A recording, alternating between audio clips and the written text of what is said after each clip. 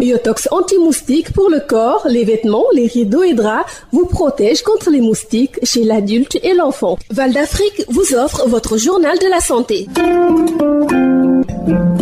Bonjour à tous et bienvenue dans le cadre d'une journée d'orientation des journalistes sur la gestion des rumeurs et des fausses informations. L'OMS vient en soutien aux journalistes pour leur permettre d'apporter la lumière sur les rumeurs à propos des vaccins contre la Covid-19 et de transmettre la bonne information aux populations pour qu'elles puissent aller se faire vacciner. Ndeye Maguette Ndao, consultante en communication des risques et engagement communautaire de l'OMS, au micro de Ndeye Fatou Diop. Je pense que cet atelier, comme je l'ai dit tout à l'heure, vient à son heure dans la mesure où ça s'inscrit dans le cadre d'un partenariat entre l'Association des journalistes en santé, population et développement, l'Association des Badiane Gox et l'Association des relais communautaires, dans le cadre d'un partenariat entre l'OMS et ces trois OSC-là, pour les appuyer dans le cadre de la lutte contre la Covid-19 et également pour les aider à pousser les populations à adhérer à la vaccination. Dans le cadre de cet atelier précisément, il s'agit un peu d'appuyer les journalistes, de les aider dans la gestion des rumeurs.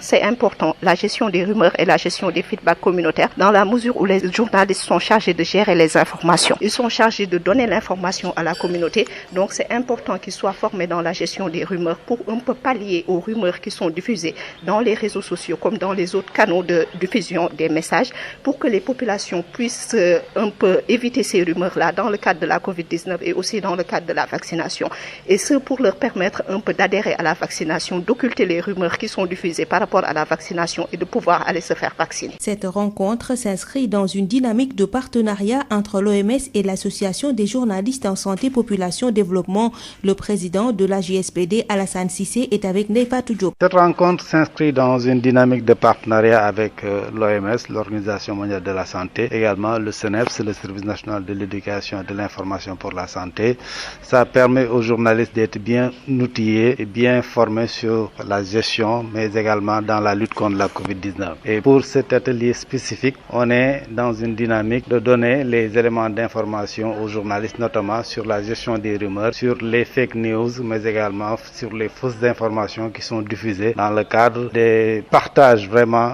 au niveau des réseaux sociaux, des fausses rumeurs sur la lutte contre la Covid-19. Et c'est à cet effet-là que dans le cadre vraiment de ce partenariat avec l'OMS et le CNEPS, on a sollicité le ministère de la Santé pour former vraiment les journalistes sur ces questions-là. Et on espère qu'à la sortie vraiment de cet atelier, que les journalistes soient mieux outillés, mieux dotés pour bien savoir comment gérer les informations, mais également éviter les pièges des rumeurs, surtout avec cette déferlante, à savoir les réseaux sociaux, qui sont une porte ouverte vraiment pour la diffusion de fausses informations, mais surtout de rumeurs. C'est tout pour aujourd'hui. Merci de nous avoir suivis.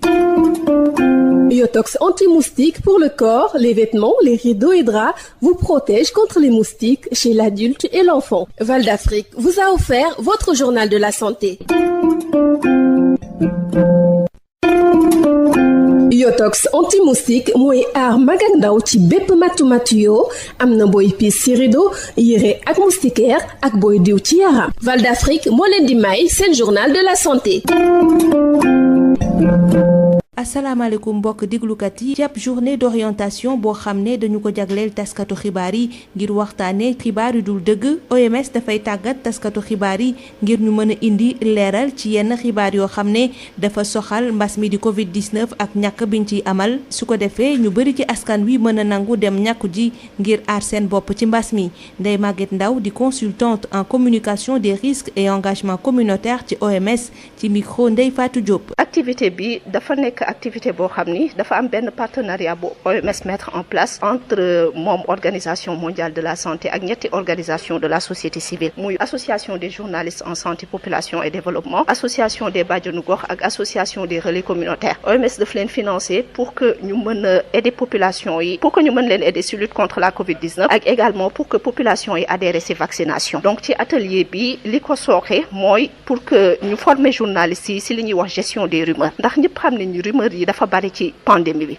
Donc dafa important tey ñu former journalistes yi pour ñu mën a xam nan dañuy gérer rumeurs yi dans la mesure où journalistes yi ñooy ñi nga xam ne ñoom ñooy jébbal xibaar yi communauté. Donc bu dee dafa am ay rumeurs il est important journalistes yi xam naka la ñu mën a gérer rumeurs yooyu pour que rumeurs yooyu bañ a tax population bi bañ a respecter mesures barrières wala bañ a vacciné wu. Donc solo atelier bi mooy jàppale journalistes yi ba ñu mën a xam nan dañuy lijjantee rumeurs yooyu ba nga xam ne dina permettre population bi ñu mën continuer de lutter contre Covid-19 ak adhérer à la vaccination voilà. lël bi ñu tëgg nag dañu ko wekk ci ab dynamique de partenariat ci diggante association bi ëmb journalistes yi yëngu ci wàllu wér-gu-yaram ak organisation mondiale de la santé bu ñu sukkandikoo ci Alassane Cissé mooy président bu AJSPD ci micro Ndeye Fatou Diop. daje bi ñu dajale dañu am partenariat ba nga xam dafa am entre OMS ak SNEIPS ak association ba nga xam ni moom mooy tënk journalistes yi nga xam dañuy yëngu ci mbirum wér-gu-yaram li ñuy waxtaanee nag mooy mbirum rumeur wala fausse information yi nga xam ni dafa bëri léegi ci mbirum Covid-19 bi ñu waxtaan ak suñu partenaires yi nag ñoom ñu dañ ci jàppale que ñu mën a tàggat journalistes yi nga xam ni fausse rumeur wala information ba nga xam baaxul du jaar ci ñoom parce que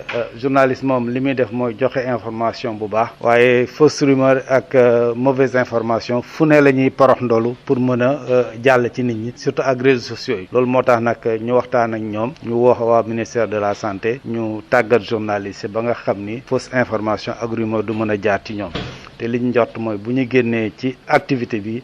journalistes yi seen xam-xam dina màcc dina gën a dolleeku ci xeex yi nga xam ne dañ koy xeex ci fausse information ak rumeur surtout ci période bi ñu nekk muy période xeex bi ñuy xeex Covid-19. mbokk déglukat yi fii la ñu yem ak yéen ñu yendoog jàmm. Yotox anti-moustique mooy aar mag ak ndaw ci bépp matu-matu yoo am na booy piis ci rido yére ak moustiquaire ak booy diw ci yaram. Val d'Afrique moo leen doon may seen journal de la santé.